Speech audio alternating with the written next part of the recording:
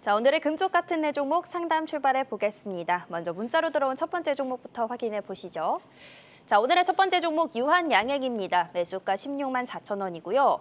비중 80%로 보유를 하고 있는데 매수가까지 올까요? 하시네요. 네, 자, 전체 자산의 80%를 베팅하고 있다. 꽤 많이 베팅을 하고 있는 거거든요. 좀 네. 상세하게 짚어주셔야 될 것 같습니다. 네. 유한양행 매수가까지 올까요? 어떻게 보십니까? 일단 결론부터 말씀드리면 홀딩 의견을 좀 드리도록 하겠습니다. 일단 제약바이오 섹터 쪽에 좀 긍정적인 모멘텀이 저는 있다라고 판단이 되고 있고요.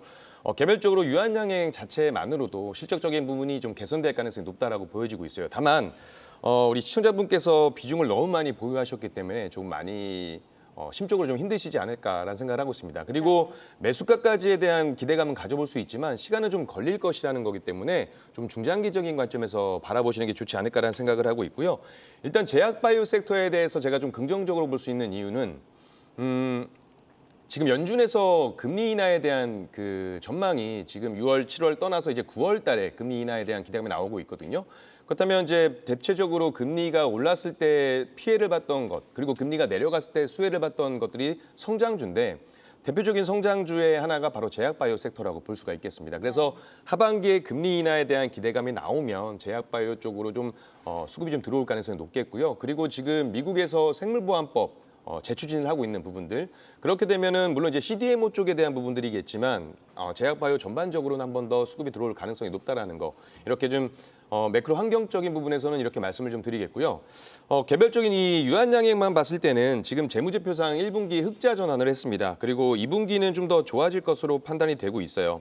지난 1분기 이제 유한양행 라이선스 수익을 좀 보게 되면 한 40억 정도로 보고 있는데 미국에 이어서 이제 일본, 유럽 시장까지 진출을 한다라고 한다면 실적적인 부분에 있어서는 상당히 좀 좋아질 것으로 보여지고 있습니다. 업계에서는 내년 아마 1,000억 원 정도를 돌파할 거다, 로얄티 수입이 이 정도로 좀 전망을 하고 있고, 그리고 존슨앤존스 같은 경우가 이제 렉나자 중국 그 진출도 좀 앞두고 있습니다. 그렇게 되면 중국 진출에 따른 로열티도 한 4,500만 달러, 한 600억 정도가 마일스톤을 확보하게 되기 때문에 그렇게 된다라고 한다면 시간이 지남에 따라서 실적적인 부분은 개선될 거다. 다만 FDA가 승인되고 렉나자에 대한 호재가 나왔을 때 주가가 급등을 보였잖아요. 그렇다고 한다면 지금 이 마일스톤에 대한 부분도 어느 정도 선반영됐기 때문에 실적에 대한 부분들이 숫자가 나오고 이게 주가에 반영이 되기까지는 시간이 좀 걸릴 거다. 그래서 자금의 그 성격상 좀 여유를 가지고 보실 수 있는 자금이라면 저는 중장기적으로 좀 보셨으면 좋겠다, 이렇게 말씀드리겠습니다. 네. 네, 자, 유한양행이 지난해 사상 최고가를 찍었는데요. 그 가격이 사실 16만 4천 원이거든요. 우리 문의 주신 시청자분이 사신 가격이 상투에 사셔서 네. 지금 잔뜩 물려 있는 상태입니다. 어쨌든 뭐 유한양행을 뭐 나쁘다라고 얘기하시는 분은 대부분 없으시긴 한데, 자, 중요한 건 아무튼 최근에 뭐 4월 이후로 정치 좋아지는데도 지금 밑에서 못 올라오는 거 보니까 별로 시장에서는 그렇게 좋아하진 않은 것 같아요. 냉정하게 네. 한 얼마 정도까지 볼 수 있을까요?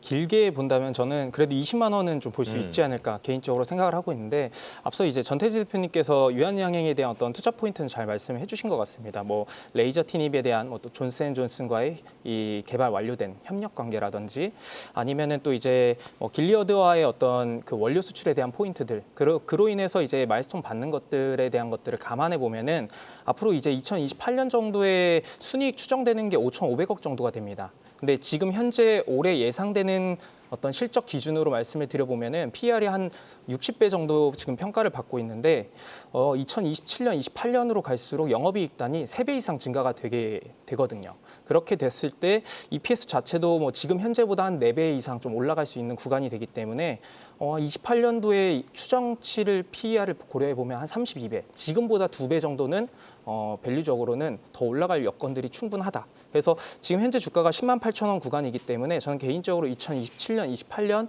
때 마일스톤에 대한 어떤 본격화 이런 것들을 감안해 본다라고 하면은 밸류상으로도 2배 이상의 가치는 앞으로 보여줄 수 있지 않을까. 그래서 전 개인적으로 중장기적으로 한 20만 원을 바라본다라는 말씀을 드린 것이고, 지금 시장에서는 관심은 없긴 하지만 그래도 좀 긴 호흡으로 가져가면은 분명히 좋은 성과 있는 기업이 될 수 있다, 이렇게 좀 말씀드리고 싶습니다. 네, 자, 유한양행 현재 시가총액이 8조 6,900억, 그러니까 한 8조 7천억 정도 됩니다. 올해 추정 순이익이 한 1,100억 되는 거 보니까 이러면 이제 올해 실적 대비 PER 한 70배 가까이 되고요. 다만 내후년에 지금 예상 순이익이 한 3천억 나오다 보니까 그거 대비해서 보면 30배가 좀 안 되거든요. 하다 보니까 지금 시장에서는 당장은 올라가자니 당장의 실적 대비 좀 비싼 것 같고 네. 또 떨어지자니 뭐 내후년 실적 대비해서는 30배도 안 되면 그 다음 실적이 더 늘 거니까 이러면 좀 길게 보면 싼 거 아니냐 하다 보니까 두 분 얘기하신 대로 길게 보면 괜찮은데 당장 올해는 좀 답답할 것 같다라는 게 좀 생각입니다. 그런 점을 좀 감안하셔서 전략을 세우셔야 될 것 같아요. 네, 일단 비중이 조금 많으시긴 한데 뭐 하반기에 말씀해주신 금리 인하에 대한 기대감 또 조금 더 중장기적으로 들고 가 본다면 짚어주신 20만 원까지도 얘기해 주셨으니까요. 전략 세워보시면 좋을 것 같습니다. 자, 이렇게 첫 번째로 유한양행 만나봤고요. 이어서 다음 종목 또 확인해 보겠습니다. 자, 다음 종목은 전화로 연결되어 있다고 하네요. 네, 시청자님 안녕하세요. 네, 여보세요. 여보세요? 네, 안녕하세요. 네네, 안녕하세요. 네, 오늘 어떤 종목 상담 도와드릴까요? 네. 매매일은 어제였고요. 저 하나 에어로스페이스. 한화 매수가는, 에어로스페이스. 네. 네, 네, 매수가는 93만 3천 원, 비중 20%요. 93만 3천 원에 20%요. 네네. 어제 매수를 하셨다고 했는데 네. 아니, 제가 이 단타를 계속 지금 하나로 에어로스페이스를 올라갈 때 계속 저희 매도를 하고 좀 내려가면 또 사고 계속 그런 식으로 했거든요. 네네. 근데 지금 이제 이게 과연 100만 원이 넘어갈 것인지 계속 들고 가도 될 것인지 아니면 다른 종목으로 이제 바꿔야 될 것인지 그게 되게 궁금하네요. 알겠습니다. 오, 네. 하나에어로스페이스로 계속해서 수익을 내시고 어제 다시 네. 매수를 하신 거죠. 네네. 이게 결국 100만 원에 갈 수 있을지가 네. 가장 궁금하신 것 같고요. 네. 또 네네. 전망도 궁금하실까요? 네, 궁금합니다. 알겠습니다. 저희가 네. 여쭤봐 드릴게요. 네, 자 일단 얼추 보니까 길게 보고 들어가신 건 아닌 네. 것 같고 단기로 일단 들어가신 것 같은데 어쨌든 축하드리고 싶은 게 좀 밀릴만 하면 좀 샀다가 오르면 네. 팔고 해서 지금 계속 재미를 그렇죠, 그렇죠. 보고 계세요. 우리가 참 이런 거 보면은 중장기 투자를 하든 단기 매매를 하든 오르는 종목 갖고 해야 된다라는 게 왜냐하면 오르는 종목 갖고는 중장기 투자를 하든 단기 매매를 하든 다 수익이 나거든요. 그쵸. 떨어진 종목 갖고는 답이 안 나오지만 어쨌든 좋은 종목을 갖고 잘 지금 매매를 하고 계신 것 같아서 다행입니다. 자, 중요한 거는 100만 원 한번 넘어갈까요? 라는 질문인데 어떻습니까? 100만 원 한번 넘어갑니까? 일단 축하드리고요. 황제주는 될 것 같습니다. 왜냐하면 지금 실질적으로 조선, 방산, 원전 이 세 가지 섹터를 제외하고 국내 증시를 이야기하기가 참 애매할 정도로 강한 시장이에요. 그리고 하나 에어로스페이스 같은 경우가 지난 4일 날 그 유상증자에 대한 부분들이 부각이 됐었기 때문에 좀 밀렸다가 결국 두 번의 그 정정 신고서라든지 이런 것들이 좀 완화가 되면서 주가가 터닝 어라운드를 좀 보여주고 있는 모습들입니다. 일단은 지금 계속해서 수익을 좀 쌓아가고 계셨고 전략 자체가 그리고 지금 들어가신 부분도 어떻게 보면 야수의 심장으로 좀 가신 부분들인데 네. 저 역시도 이제 중장기적인 관점보다는 지금 100만 원 돌파라고 말씀하신 거 보니까 단기적으로 좀 보신 것 같아요. 근데 비중 자체가 20%뭐 크다면 크고 작다면 작을 수 있는 딱 알맞은 비중이라고 저는 보거든요. 하나 에어로스페이스 같은 경우는. 왜냐하면 지금 볼 수 있는 것들이 너무나 많습니다. 지금 정부 정책에 대한 기조도 방산에 대한 부분들은 좀 긍정적인 모멘텀이 이어질 수 있는 부분들이고 지금 정부 정책에 관련된 종목들이 뭐 증권이라든지 지주라든지 뭐 지역화폐, 뭐 경기부양책, 오늘 뭐 저출산이라든지 혹은 경협주라든지 이렇게 돌아가면서 순환매가 되고 있거든요. 근데 방산주에 대한 이야기가 뭐 크게 부각이 된 건 없지만 그럼에도 불구하고 올라갔다는 이야기예요. 그래서 정책적인 부분에서도 좀 모멘텀이 나오게 된다라고 한다면 추가적으로 좀 올라갈 수 있을 것 같고요. 그리고 개별적으로 지금 하나가 또 그 필리준소 뿐만 아니고 호주 오스탈 인수로 인해서 또 계속 긍정적인 모멘텀들이 있다 보니까 저는 황제주는 충분히 넘어갈 것 같고요.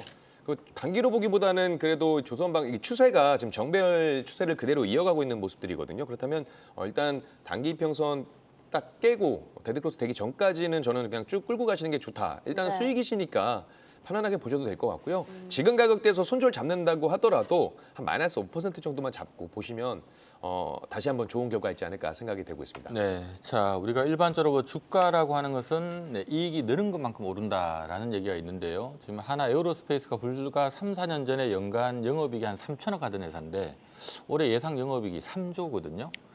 이익이 10배가 지금 3, 4년 만에 늘고 있습니다. 네. 실제로 주가도 3, 4년 전에 9만 원 하던 게 지금 90만 원이니까 그쵸. 그래서 주가도 10배가 오른 거예요. 그래서 자, 이제 중요한 거는 그럼 여기서 또 10배 가려면 이제 지금 한 3조 나오는 게 한 30조 나와야 된다는 네. 얘기인데 그거는 뭐 아무리 생각해도 불가능할 것 같아서 이제 뭐 10배 터지고 할 종목은 아닌 것 같고 자, 중요한 거는 이제 어디까지 갈 수 있는가 관건인 네. 것 같습니다. 우리 또 이태호 파트너가 밸류를 기가 막히게 잘 보시거든요. 적정 주가 얼마로 보면 좋을까요?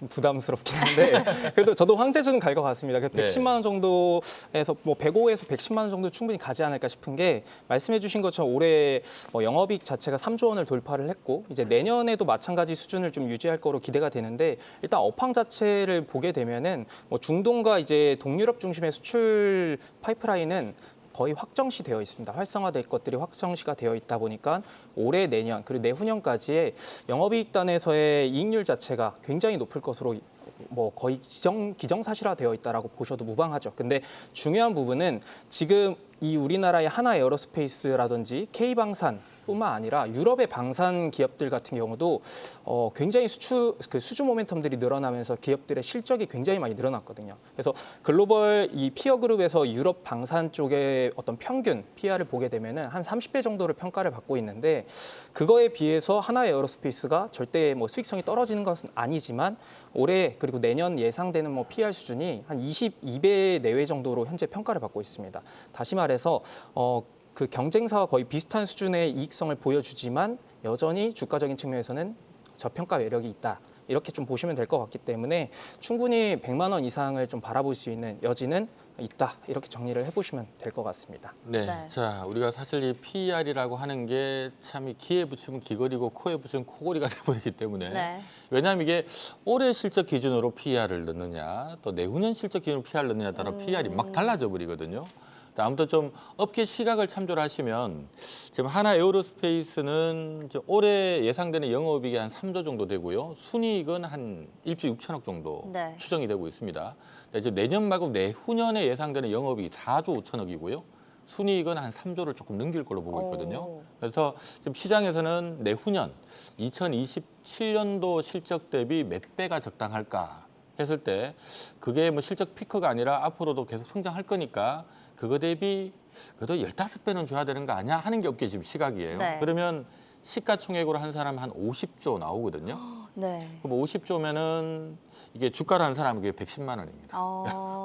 이태호 파트너가 말씀하신 110만 원이 네. 딱 시장 스탠다드지 목표 가격이거든요. 하다 보니까 100만 원 넘기긴 할 것 같은데 다만 이제 100만 원 넘어서는 순간 이제 거기서는 중기 매력은 먹을 게 별로 없다라고 보는 게 맞지 않나라는 생각이 듭니다. 네, 어쨌든 눌렸을 때도 잘 들어가신 것 같고 뭐 비중도 알맞고 방사는 여전히 주도 섹터이기 때문에 두 분 다 황제주 등급 가능하다라고 의견 주셨고요. 홀딩해 보시는 게 좋을 것 같습니다. 자, 이렇게 한화에어로스페이스 만나봤고요. 이어서 다음 상담 또 전화로 만나보도록 하겠습니다. 네, 시청자님 안녕하세요. 예, 안녕하세요. 네, 안녕하세요. 예, 예. 네, 오늘 어떤 종목 궁금하실까요? 예, 저는 제가 지금 80대 후반인데 70대 초반에 네. 현대제철을 아, 네. 14만 2천 원을 주고 네. 705조를 사고 그 다음 또 떨어져서 11만 1천 원을 주고 900조를 사고 네. 또 떨어져서 7만 1천 원을 주고 1,400조를 사가지고 지금 한 13, 14년간 네. 기다리고 있습니다. 오르기를 바라고. 아이고. 그런데 오르지는 않고 오늘도 떨어져 어지간하면 팔려고 해도 팔 수도 없고 네. 지금 어떻게 할까? 한 3만 5천에도 오르려나. 어. 오르면 다 팔겠는데 인생 정리도 해야 돼요 지금. 그래야 네. 정리도 못 하고 있어요. 아이고. 일단 예. 매수를 굉장히 오래전에 하셨고 예, 이제 예. 조금 14만 원대에서 매수를 하셨는데 14만 원 2천 원이 넘게 매수. 네. 일단 물량이 굉장히 많이 가지고 계신 것 3천 원. 같은데 세 번에 걸쳐 매수한 것이 3천 5조예요. 아이고 3,005주 예, 그게 알겠습니다. 3억이 넘게 들어갔어요.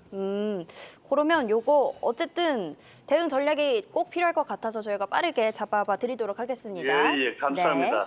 네, 자 일단 뭐 워낙 좀 장기간 보유를 하고 계신 상태라서 네. 이걸 좀 뭐 좀 단기 시세보다는 좀 그렇죠. 장기로 중장기로 좀 봐드린 게 맞는 것 같아요. 근데 이제 중요한 거는 그래도 뭐 한 1, 2년 예를 들어서 내다본다면 어느 정도까지 올라갈 수 있을 만한 종목인가. 혹시나 내가 매수한 가격까지 올라갈 가능성이 있는가 좀 다방면에 좀 봐주셔야 될 것 같은데 먼저 우리 전태진 파트너님 네. 한 얼마 정도까지 올라갈 수 있을 만한 종목일까요? 일단은 저는 시청자님 전화 통화를 좀 들어보니까 일단은 질문에서 이제 어느 정도 마음을 좀 굳히시긴 한 것 같아요. 35,000원 정도까지 가면 정리를 하고 싶은 네네. 어떤 말씀을 좀 하셨기 때문에 일단 단기적으로 33,000원, 38,000원까지는 갈 것 같습니다. 그러니까 단기라기보다는 좀 시간을 가지고 보셔야 되는데 일단 의견은 제가 그 가격대까지는 홀딩이 맞다라고 판단이 되고 있어요. 왜냐하면 지금 이 철강업계에서 불확실성이 아직 남아있는 구간이죠. 그러니까 우려가 좀 있는 구간에도 불구하고 지금 주가는 반등을 보여주고 있다는 거죠. 그러니까는 어려운 상황이지만 주가가 올라가고 있다는 것에 우리가 모멘텀을 가지고 좀 이 종목을 좀 보시면 좋을 것 같고요.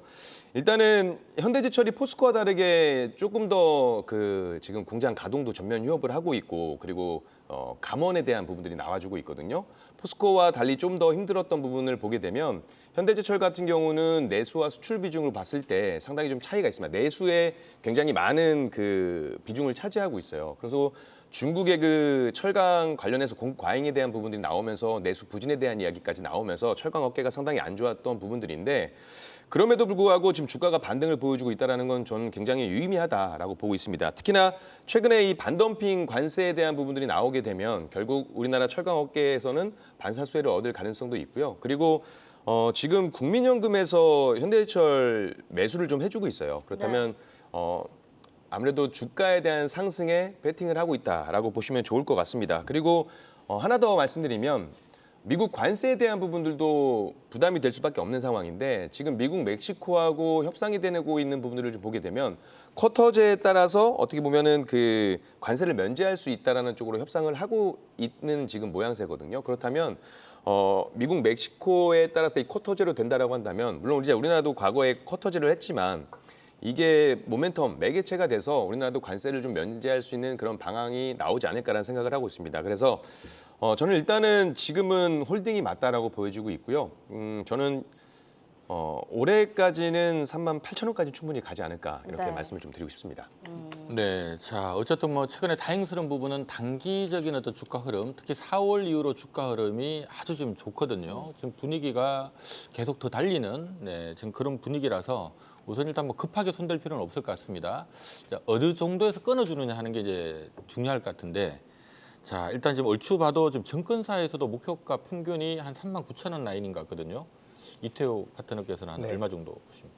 그래도 저는 45,000원 정도까지는 길게 보면은 괜찮지 않을까 생각을 하고 있는 게 일단 현대제철의 큰 포인트가 세 가지를 좀 먼저 말씀드리면은 일단 열연과 후판에 대해서 지금 반덤핑 조사 신청을 현대제철이 직접 신청을 했었습니다. 그러면서 반덤핑 판정이 만약에 본격적으로 나온다라고 하게 되면은 내년에 이 열연과 후판 부분에서만 영업이익이 4,400억 정도 이상이 증가되는 효과를 좀 기대를 해볼 수 있는 상황이고 두 번째로 이제 신정부 출범에 따른 어떤 건설업황이 굉장히 회복이 많이 되고 있습니다. 그러면서 이 봉현강이라고 하는 건설용 철강제가 있는데 이게 이제 건설 경기가 회복되면서 봉현강 시장도 많이 살아나고 있는 상황이다. 그러면서 열연과 봉현강 자체가 동시에 회복을 보여준다면은 기존 시장의 예상치를 좀 뛰어넘는 실적이 나와줄 가능성도 있지 않을까 예상을 해볼 수 있을 것 같고요. 마지막 포인트가 최근에 이제 자동차 쪽으로도 한번 볼 수 있는 게 미국의 2029년 완공을 목표로 제철소 건설을 하고 있습니다. 근데 이게 이미 현대차양 매출의 거의 한 70% 달하는 매출이 발생할 것으로 확정시 되어 있기 때문에 이런 것들을 종합적으로 고려해 보면은 내년 연결 영업이익 자체가 한 8천억 이상이 나오거든요. 근데 지금 현재 PBR 기준으로 보면은 0.2배 수준이기 때문에 사실 주가 자체는 이렇게 기업의 어떤 철강 가격이 그 제품 가격이 올라가면서 너무 좋을 수 있는 업황이지만 주가 자체는 고철 가격 수준의 평가를 받고 있다. 그래서 과거에 이 업종의 어떤 평균 수준 자체가 0.3에서 한 그 4배 정도, 0.4배 정도 평가를 받았기 때문에 그 평균 수준 이상을 좀 고려해 본다라고 하면은 한 45,000원까지는 좀 길게 보면 갈 수 있지 않을까 개인적으로 좀 기대를 하고 있습니다. 네, 자 뭐 현대제철도 1년에 막 1, 2조씩 벌던 회사인데 지난해 1,000억밖에 못 벌었고요. 올해 그래도 다행히도 올해 내년 내후년 실적이 조금 정상화돼서 1, 2조까지는 아니더라도 뭐 한 8, 9천억까지는 영업이익이 정상화될 것 같다라는 분위기라서 주가는 아무튼 추가 반등이 나가는 분위기입니다. 현재 증권사에서는 뭐 기본적으로 한 39,000원 정도를 평균값으로 네. 많이 제시하고 있고요. 조금 세게 보는 쪽은 5만 원까지도 제시하는 쪽이 있거든요. 하니까 조금 기다리신 김에 네. 조금 더 기다리시는 게 맞지 않나라는 생각이 드네요. 네, 최근 흐름은 말씀하신 것처럼 오르고 있어서 뭐 35,000원, 45,000원 가능해 보이는데 워낙 보유하신 지 오래되기도 하셨고 또 조금 손실이 많이 있으신 편이라서 일단은 기다려보시는 쪽으로 전략을 세워보시는 게 좋을 것 같습니다. 자, 이렇게 현대제철 만나봤고요. 이어서 다음 상담 또 확인해 보겠습니다. 자, 이번에는 유튜브로 들어온 종목입니다. 넥슨게임즈 들어왔고요. 매수가는 18,000원. 게임이 재밌어서 올라가는 건가요? 오늘 정규장에서 11% 정도 상승을 했는데 넥스트레이드에서 더 올라갔어요. 네, 자 넥슨 게임즈, 네, 네. 게임이 재밌어서 올라가네요라는 질문 주셨습니다. 자, 넥슨 게임즈가 무슨 게임 하는지 저는 갑자기 생각이 안 나긴 하는데, 네. 자 우리 전태주 파트너님 네. 게임 안 하시겠구나. 네, 게임을 잘 하진 않습니다. 그래도 게임은 좋아합니다. 아. 네. 넥슨 게임즈는 어떻게 보십니까? 일단 지금 기술적으로만 좀 말씀드릴게요. 기술적으로만 보게 되면 지금 워낙에 지금 조정을 워낙에 강하게 받았던 섹터이기도 하고요. 이제 막 바닥에서 돌아 나오는 그런 모습들을 보여주고 있습니다. 지금 차트를 잠깐만 비춰주시면 진짜 그동안 진짜 지난 9월 바닥에서 이렇게 하방을 좀 다져주는 모습들을 보여주다가 최근에 거래량이 좀 들어오면서 오늘 강하게 좀 치고 올라와주고 있는 부분들이거든요. 그리고 중요한 건 지금 추세 자체는 굉장히 좀 추가적인 상승을 갈 수 있는 모멘텀을 좀 보여주고 있는 흐름이에요. 그래서 기술적으로 본다 하더라도 조금 더 긍정적으로 보시면 좋을 것 같고요. 저는 개인적으로 지금 최근에는 지금 스테이블 코인이라든지 이런 STO 토큰이라든지 가상화폐 관련된 부분들이 나오면서 넥슨 게임즈는 아니지만 다른 게임주들이 좀 강세를 보였습니다. 그리고 여기에 한알령에 대한 부분들, 중국 판호에 대한 부분들도 같이 전체적으로 좀 오면서 게임 산업 전반적으로 좀 강세를 보여주고 있다라고 생각을 하고 있고요. 저는 개인적으로 게임주의 어떤 손이 가는 그런 스타일은 아닌데 근데 최근에 보면 그런 종목들이 많이 올랐어요. 네. 그러니까 게임 종목들도 지금 이렇게 오랫동안 조정을 받았기 때문에 하방 경직에 대한 부분들은 충분히 나왔다. 그래서 만약에 바닥권에서 잡으셨다라고 한다면 저는 충분히 그냥 길게 가져가셔도 좋다라고 말씀을 좀 드려보고 싶습니다. 네, 자 오늘 뭐 급등을 해서 지금 시가총액 1조 원. 네, 지금 들어와 있는 상태입니다. 지금 뭐 당장은 실적은 안 좋아요. 올해도 지금 적자고 한데 어쨌든 좀 신작이 올해만 해도 뭐 3개가 나온다고 하니까 뭔가 지금 기대감은 잔뜩 있는 상태인 것 같습니다. 얼마 정도까지 좀 보고 방향을 잡으면 좋을까요? 근데 이 말씀해 주신 것처럼 신작 출시에 대한 기대감도 있고 그리고 올해 이제 실적에 대한 부분은 좀 부진하기 때문에 뭔가 어떤 실적적인 측면을 기대하고 목표 주가를 산정한다라기보다는 어떤 모멘텀 플레이하는 게 조금 더 유리하지 않을까 싶고요. 오늘 이제 넥스트레이드에서 또 계속 강세 흐름들 나타냈던 요인을 좀 꼽아보자면은 최근에 이제 텐센트의 자회사가 또 SM 지분을 취득한 그런 사례가 있었는데 외신 보도에서 텐센트가 넥슨 게임즈에 대한 지분을 좀 인수할 수 있다.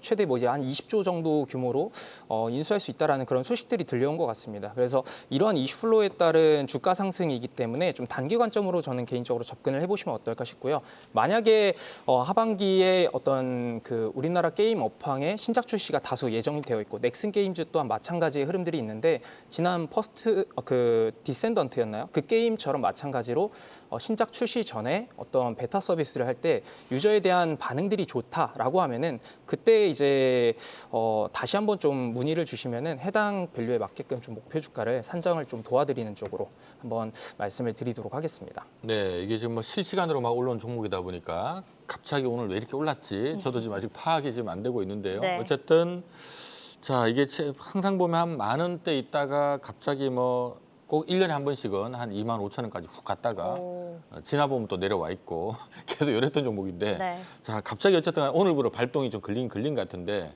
일단 우리 이태호 파트너의 얘기를 봤을 때는 이제 그런 아마 이슈 때문에 지금 급등을 한 것 같아서 분위기는 뭐 더 갈 수도 있을 것 같습니다. 하지만 그런 재료 노출을 이용해서 뭐 좀 차익 실현의 기회를 보는 게 맞지 않나라는 의견으로 저는 살짝 들렸네요. 맞나요? 예, 맞습니다. 좋습니다. 이슈도 짚어주셨고 우리 전태진 파트너는 또 기술적으로 지금 이제 바닥에서 돌아 나오는 중이다. 뭐 추가 상승 가능하다 사실 제가 짚어주셨으니까요. 그 기사를 아까 봤었는데 네. 넥슨 쪽에서 뭐 이렇다 할 답변이 없었어요. 그래서 물론 이제 이슈 플로우에 따라서 단기적으로 움직임을 보일 수 있겠지만 일단 게임 자체가 저는 이제 지금 한알령 쪽으로 무게를 좀 많이 두고 있는 상황이라서 네. 이거를 굳이 단기도 좋죠. 근데 게임주를 만약에 저점에서 사셨다고 한다면 저는 이 가격대에서 그냥 쭉 한알령 모멘텀까지 끌고 갔으면 좋겠다라고 말씀을 드리는 겁니다. 좋습니다. 한알령까지 붙여서 생각한다면 길게 봐도 괜찮겠다. 이렇게 또 추가적으로 조언을 주셨습니다. 자, 오늘 종목 상담은 여기까지 진행해 보겠고요. 저희는 진짜 주식을 찾으러 진주반상회로 넘어가 보겠습니다.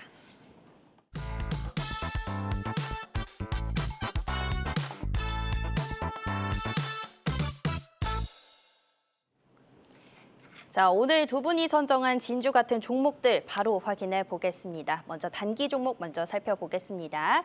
자, 오늘의 단기 종목 테마입니다. 7일 연속 상승한 코스피 이 종목의 시선을 집중하자. 이태호 파트너는 현대건설 가져오셨고요. 전태진 파트너는 우리기술 가져오셨습니다. 네, 자 우리기술 대 현대건설 아마 우리 시청자분들 다들 구매할 만한 종목인 것 같아요. 자 우리기술부터 한번 들어볼까요? 단기 모멘텀 네. 뭐가 있을까요? 원전 관련된 종목이잖아요. 그쵸. 근데 제가 단기라고 말씀을 드렸기 때문에 우리 기술을 갖고 왔고요. 어. 중장기라고 했으면 두산 에너빌티 말씀을 드렸었을 겁니다. 네. 원전에 대한 부분을 아시다시피 지금 트럼프 행정부가 원전 르네상스에 대한 이야기, 그 행정명령에 서명을 했잖아요. 그 내용의 골자를 보게 되면 결국 뭐 4배 이상 뭐 확장을 할 거다. 그리고 뭐 18개월간의 어떤 그 법적인 행정 조치를 빠르게 할 거다라는 얘기인데 쉽게 말씀드리면 우리 원전 많이 지을 거고 빨리 지을 거란 이야기예요. 그만큼 미국을 필두로 해서 원전에 대한 관심도가 계속 높아지고 있고 결국 인공지능 되면서 데이터 센터, 전력 수요에 대한 중요성이 부각되고 있기 때문에 대체 에너지로 이제 원전이 부각이 되고 있는 거거든요.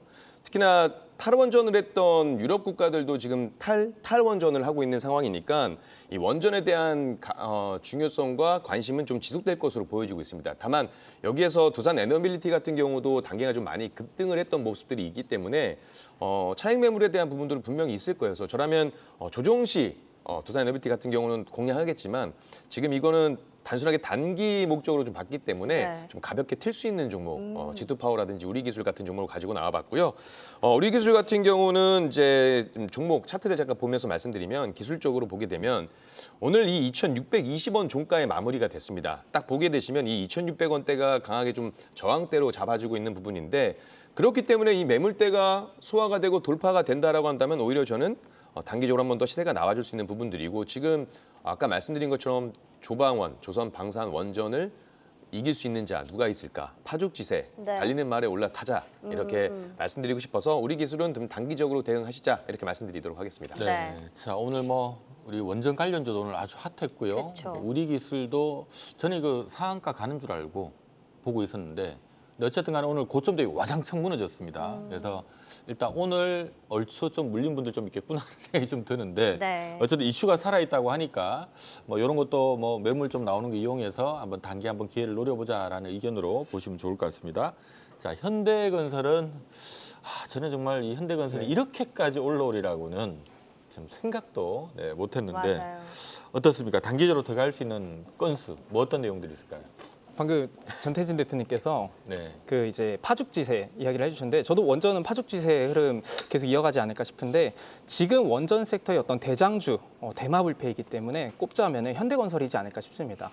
기본적으로 현대건설 같은 경우가 과거에 이런 어떤 전통적인 건설사로서 평가를 받았었기 때문에 주가 자체가 지난 몇 년 동안 지지부진했었던 게 사실입니다. 근데 최근의 흐름을 보게 되면은 이제 뭐 불가리아에 대한 그 원전 EPC 본계약도 체결이 되고 그다음에 SMR 프로젝트 관련해서 미국에서도 글로벌 원전 프로젝트를 진행을 하고 있는 상황이기 때문에 앞으로 이제 이 현대건설 같은 경우 시장에서 지금 바라보는 것은 원전 전문 글로벌 EPC 가장 이제 대표적인 기업으로 좀 평가를 하고 있는 것 같습니다. 그러면은 그거에 맞게끔 어떤 프리미엄을 정당화 시켜줘야 되는데 지금 뭐 이 글로벌 EPC 업체들의 어떤 평균 PER 보게 되면은 한 26배 수준에서 거래가 되고 있습니다. 근데 현대건설 같은 경우는 아직 그거에 한참 못 미치는 수준이라고 좀 보시면 될 것 같고요.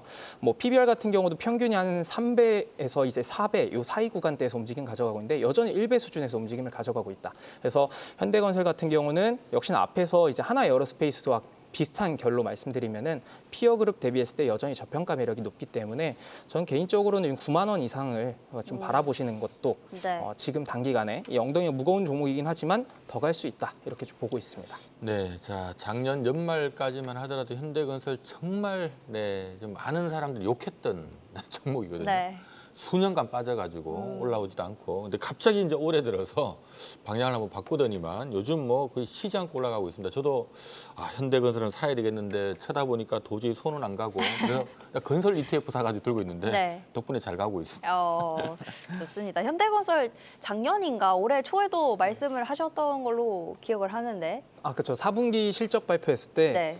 실적이 너무 안 좋게 나왔었습니다. 네. 근데 그때 이제 좀 강조드렸었던 게 현대건설에서 가이던스 자체를 굉장히 공격적으로 직접 이야기를 했거든요. 기업이 이렇게까지 공격적일 수 있을까 싶어서 이야기를 했었는데 주가도 공격적으로 가더라고요. 그러네요. 또 성구안이 있으셨네요. 현대건설 어쨌든 지금 분위기 좋고 더 갈 수 있다 짚어주셨고요. 우리기술 역시 두산 에너빌리티는 조정 시에 보되 조금 더 튈 수 있는 종목으로는 우리기술 단기적으로 주목해보자 가져오셨습니다. 자, 두 가지 단기 종목 만나봤고요. 이어서 중장기 종목들도 바로 확인해 보겠습니다. 자, 오늘의 중장기 유망주입니다. K증시 이번엔 다르다. 지금부터 모아갈 종목은 이태우 파트너는 HD 현대마린솔루션 가져오셨고요. 전태진 파트너는 파라다이스 가져오셨네요. 네, 자 하나는 화끈한 종목이고 하나는 아주 양반처럼 요즘 아주 추세를 돌리고 있는 종목입니다. 네. 자, 파라다이스. 자, 최근에 아무튼 뭐 작년부터 수급이 막 돌기 시작을 했어요. 아마 뭐 중국 소비 관련해서 준비를 하신 것 같은 느낌이 드는데 맞습니다. 한 얼마까지 보고 계십니까? 저는 충분히 정고점 15,000원 돌파는 충분히 나올 것 같고요. 저는 2만 원까지도 충분히 나올 거라고 봐요. 왜냐하면 파라다이스 자체를 저는 단기로 보는 게 아니고 중장기로 보고 있거든요. 네. 물론 이제 그 사드 배치에 따라서 이제 뭐 K 아티스트들의 그 본토 공연이 제한이 되면서 실질적으로 이제 한한령에 대한 부분이 나왔습니다. 근데 한한령 해지에 대한 기대감은 계속 조금씩 나왔었어요. 근데 지금은 솔직히 분위기가 좀 다르다라는 걸 여러분들도 느끼실 겁니다. 이재명 정부가 들어서면서 한국, 미국 이어서 이제 중국과 중국 정상과 통화를 했고요. 여기에서 이제 한한령 해지의 기대감이 좀 더 부각이 될 수밖에 없다라고 보여지고 있고 네. 특히나 에이펙 관련해서 결국 이제 한중 정상 간의 어떤 만남이 이루어지게 되면 실질적으로 이런 것들이 가시화가 될 거예요. 근데 파라다이스 같은 경우는 아시다시피 미국과 일본의 그 관광객이 늘어나면서 매출이 좀 상당히 좀 올라왔거든요. 근데 잘 생각해 보세요. 지금 이 순간에도 관광객이 늘어나고 있는데 이제 3분기부터 뭐가 이루어지냐? 중국 무비자가 정책이 시행이 됩니다. 네. 그렇게 되면 아무래도 실질적으로 여행객이 더 늘어날 수밖에 없다라고 보여지고 있고요. 한한령 해제 기대감은 관세와도 무관하잖아요. 그렇기 네. 때문에 좀 길게 편안하게 보시면 좋겠다라는 관점으로 파라다이스를 말씀드려보도록 하겠습니다. 네, 자 파라다이스는 아무튼 최근에 올해 들어서 기관 투자자들이 일단 주도를 하는 종목이거든요. 뭐 얘네들이 네. 지금 보니까 팔 생각이 없는 것 같아요. 꾸역꾸역 사 모으고 있으니까 참조하시면 좋을 것 같습니다. 자, 현대마린솔루션. 자, 일단 뭐 조선주도 있고 많은데 네. 이걸 준비한 이유가 있을까요? 저는 덜 올랐기 때문에 준비를 했습니다. 일단 지금 뭐 조선주가 조금 쉬어간다 이런 이야기들도 들려오고는 있는데 왜냐하면 뭐 지주사 쪽으로 수급도 들어오고 증권주로도 들어오고 이러다 보니까 살짝 소외되지 않았나 싶지만 실제로 주가 흐름들을 대부분 보면은 그렇게 조정 흐름들이라고 보기 어렵고 오히려 뭐 삼성중공업이라든지 이런 것들을 보게 되면 신고가 랠리를 계속 가져가고 있습니다. 근데 업황 자체의 흐름들은 뭐 너무나도 좋은 상황인데 아직까지 이제 이 밸류체인 상에서 끝단에 있는 이 애프터마켓 솔루션을 하는 현대 마린 솔루션 같은 경우는 아직 덜 올랐다라고 좀 보셔도 될 것 같습니다. 이 기업이 쉽게 이야기해서 우리가 자동차를 사고 나면은 항상 이제 유지 보수, 뭐 현대차 같은 경우는 블루링크에서 이런 서비스를 받듯이 선박 같은 경우도 이런 유지보수 서비스들을 항상 받게 됩니다. 그런 것들을 하는 게 HD 현대마린솔루션이라고 보시면 되는데 네. 지금 이제 워낙 친환경 선박으로서의 개조가 많이 진행되다 보니까 과거 전통적인 선박보다 단가 자체가 많이 높아졌다라는 거. 그래서 지금 조선사들의 수주 잔고가 너무 많이 늘어나 있는 상황인데 앞으로 이제 일거리들은 너무 많이 이 솔루션 업체에서는 있다 이렇게 보시면 되고 거기에 더불어서 과거보다 마진 자체가 높아졌기 때문에 수익성과 성장성을 모두 가져가는 기업이 될 수 있다라고 보시면 될 것 같고요. 올해 예상되는 ROE 같은 경우도 뭐 한 35% 정도가 됩니다. 그래서 산업 전반의 평균을 크게 상회하는 수준인데 아직까지는 뭐 이 밸류체인상 끝단에 있어서 그런지 상대적으로 덜 올랐다라는 부분을 좀 주목해 보시면서 전 신고가 랠리 이 기업도 충분히 가면서 20만 원 중반까지도 장기적으로 보면 갈 수 있지 않을까 개인적으로 기대를 하고 있습니다. 네, 알겠습니다. 이렇게 중장기 종목 두 가지 파라다이스와 HD 현대마린 솔루션까지 만나봤습니다.